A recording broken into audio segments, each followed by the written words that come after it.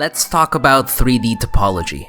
Topology in 3D modeling talks about how the edges and shapes are distributed around the model to give it structure.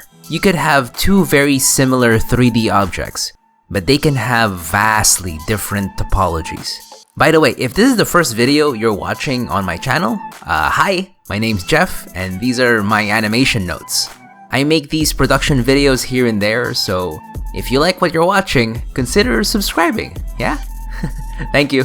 Okay, what you want for your model is to be as efficient as possible so that you don't need too many polygons. The last thing your project needs is overkill, which can slow down your computer and your work.